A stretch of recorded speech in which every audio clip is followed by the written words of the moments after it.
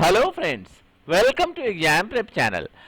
SSC CPO 2020 की vacancy आ गई है और इस वीडियो में मैं लेकर आया हूं 1000 अति महत्वपूर्ण प्रश्न जो कि बार बार पूछे गए हैं सीपीओ एग्जाम में। इसी प्रकार के प्रश्न पूछे जाते हैं एसएससी सीपीओ एग्जाम में।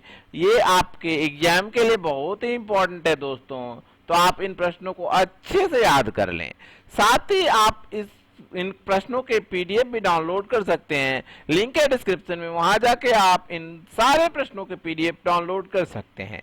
ये पार्ट 1 है, आने वाले दिनों में और भी पार्ट आएंगे बार बार पूछे गए प्रश्नों के। तो आप लोग चैनल को सब्सक्राइब ना किए हो तो सब्सक्राइब कर लो और नोटिफिकेशन बेल भी दबा देना, जिससे कि आपको हमारे वीडियोज की नोटिफिकेशन तुरंत मिल जाए जैसे ही नया अपलोड आए। तो चलिए जानते हैं दोस्तों कि कौन से प्रश्न पूछे गए हैं एसएससी सीपीओ एग्जाम में, बार बार रिपीट हुए हैं। पहला प्रश्न है, वास्को डी गामा भारत कब आया?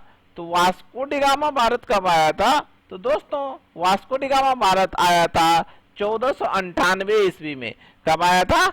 1498 ईस्वी में वास्को डी गामा भारत आया था। दूसरा प्रश्न जो कि बहुत बार पूछा गया, वास्को डी गामा कहाँ का रहने वाला था? तो वास्को डी गामा दोस्तों रहने वाला था पुर्तगाल का। तीसरा प्रश्न है, हवा महल कहाँ स्थित है? तो दोस्तों हवा महल स्थित है जयपुर में। चौथा प्रश्न है, सिख धर्म का संस्थापक किस सिख गुरु को माना जाता है? तो दोस्तों कई बार पूछा गया ये प्रश्न, तो अच्छे से याद कर लीजिए आप इन प्रश्नों को। सिख धर्म का संस्थापक माना जाता है गुरु नानक देव को। अगला प्रश्न है, सिखों का प्रमुख त्योहार कौन सा है? तो दोस्तों सिखों का प्रमुख त्योहार है बैसाखी।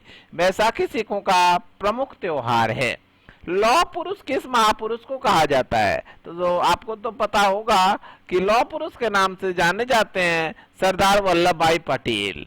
दोस्तों अगला महत्वपूर्ण प्रश्न है, नेताजी किस महापुरुष को कहा जाता है?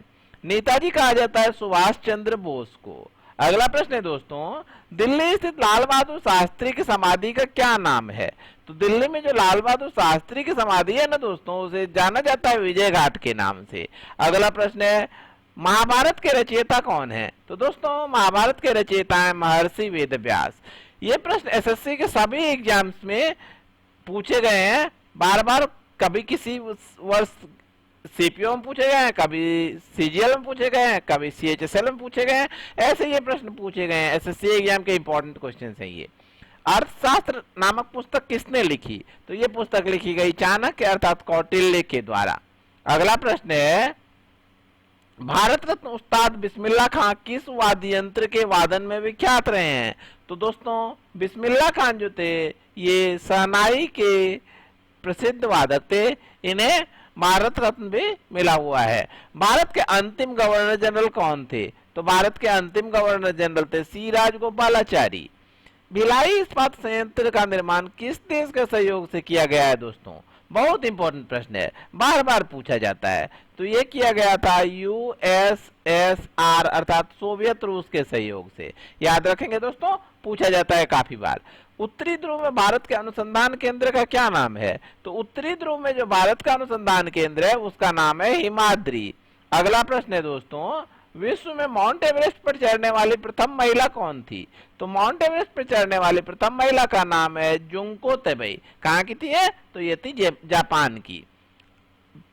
ये प्रश्न बहुत इंपॉर्टेंट है, वेरी इंपॉर्टेंट। पीलिया किस अंग का रोग है? पीलिया जॉन्डिस जो है किस अंग का रोग है? बहुत इंपॉर्टेंट है, बहुत बार पूछा गया है। तो दोस्तों पीलिया जो है ये यकृत या लीवर का रोग है, अच्छे से याद कर लीजिए। अगला प्रश्न है, द्रव सभी दिशाओं में समान दाब पारित करता है, यह कथन किस नियम से संबंधित है? तो दोस्तों ये जो है द्रव सभी दिशाओं में समान दाब पारित करता है, ये नियम है पास्कल का नियम।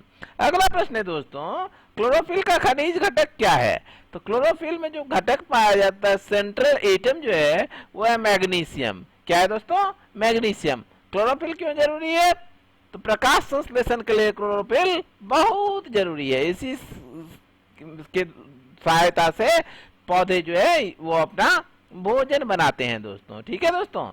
अगला प्रश्न है, बार बार पूछा गया है दोस्तों, एलपीजी गैस में क्या होता है? तो एलपीजी गैस में मुख्यतः पाया जाता है ब्यूटेन। अगला प्रश्न है, किसने सर्वप्रथम अशोक के अभिलेखों को पढ़ा? बहुत इंपॉर्टेंट प्रश्न है, बहुत बार पूछा गया है विभिन्न एग्जाम्स में एसएससी के। तो ये है जेम्स प्रिंसेप। जेम्स प्रिंसेप ने सबसे पहले पढ़ा था अशोक के अभिलेखों को। दोस्तों ये प्रश्न भी बहुत बार पूछा गया है, विटामिन सी का रासायनिक नाम। तो विटामिन सी का रासायनिक नाम है दोस्तों एस्कॉर्बिक एसिड। क्या है? Ascorbic acid. ये प्रश्न भी इंपॉर्टेंट है, वसा में घुलनशील विटामिन कौन से हैं? तो वसा में जो घुलनशील विटामिन है वो है विटामिन ए, डी, ई और के।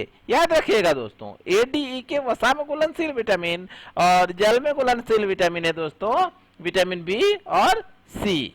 बहुत बार पूछा गया ये प्रश्न। अगला प्रश्न है, साधारण नमक का रासायनिक नाम क्या है? दोस्तों बहुत इंपॉर्टेंट क्वेश्चन है, ये भी बहुत बार पूछा जाता है विभिन्न एग्जाम्स में। तो दोस्तों साधारण नमक का रासायनिक नाम है सोडियम क्लोराइड। अगला प्रश्न है, हंसाने वाली गैस का रासायनिक नाम क्या है? हास्य गैस। तो दोस्तों ये जाना जाता है नाइट्रस ऑक्साइड के नाम से, और इसका सूत्र है N2O।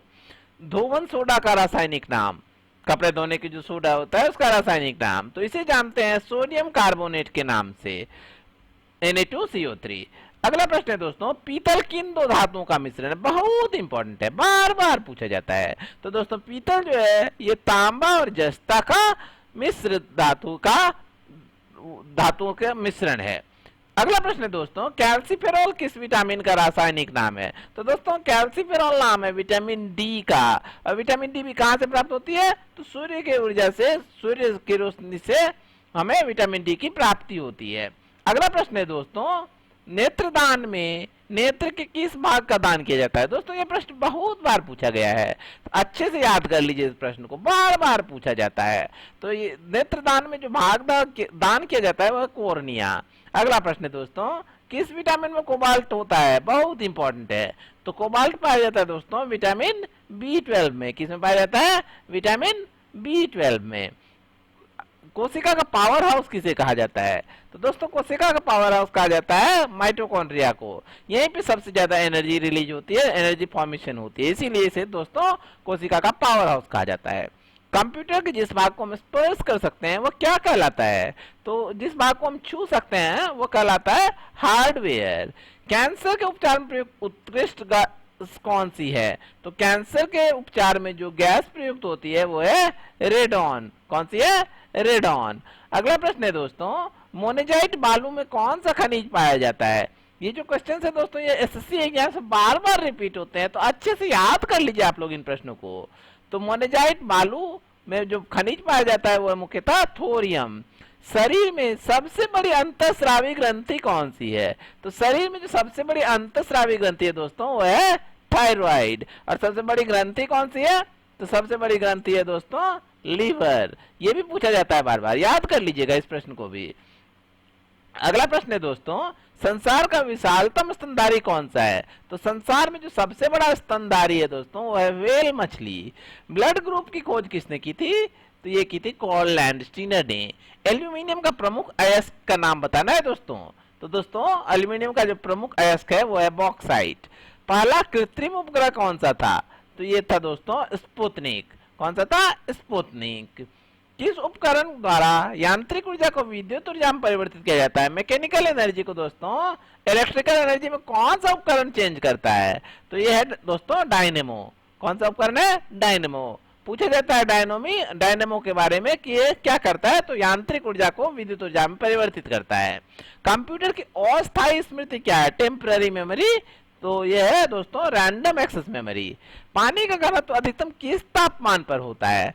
पानी का घनत्व डेंसिटी सबसे ज्यादा किस तापमान पर होता है? तो 4 डिग्री सेंटीग्रेड पर। बहुत बार पूछा गया है क्वेश्चन, अच्छे से याद कर लीजिए। अगला प्रश्न है दोस्तों, पराश्रव्य तरंगों की आवृत्ति कितनी होती है? पराश्रव्य तरंगों की आवृत्ति ये होती है 20,000 हर्ट्ज से अधिक। और अवश्रव्य तरंगों की कितनी होती है? तो अवश्रव्य तरंगों की आवृत्ति होती है 20 हर्ट्ज से कम। और जो श्रव्य तरंगें होती है उसकी होती है 20 और 20,000 हर्ट्ज के बीच। मनुष्य का वैज्ञानिक नाम है दोस्तों होमोसेपियंस। क्या नाम है? होमोसेपियंस।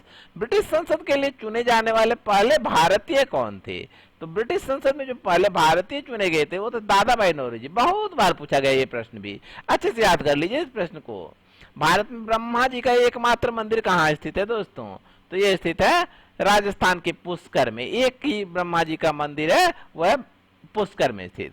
पागल कुत्ते के काटने से कौन सा रोग होता है? बहुत इंपॉर्टेंट है ये प्रश्न, भी बार बार पूछा गया है विभिन्न एग्जाम्स में, तो इसको भी अच्छे से याद कर लीजिए। ये है दोस्तों रैबीज, जिसका अन्य नाम है हाइड्रोफोबिया। राज्यसभा का पदेन सभापति कौन होता है?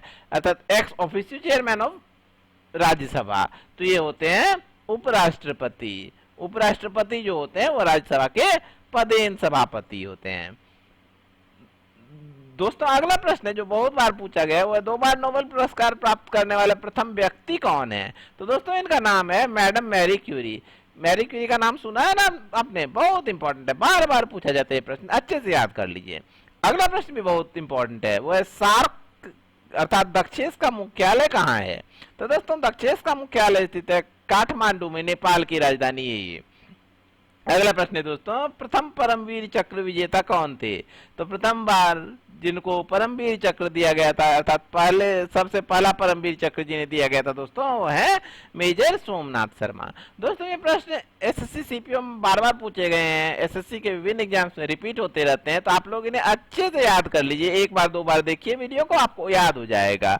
और आपके जो साथी हो उनको भी हमारे वीडियोज के बारे में बताइए, उनकी भी हेल्प कीजिए, उनको भी बताएं कि ये प्रश्न जो है ये बार बार रिपीट होते रहते हैं और हमारे चैनल पे इसी प्रकार के वीडियोज आपको देखने को मिलते रहेंगे।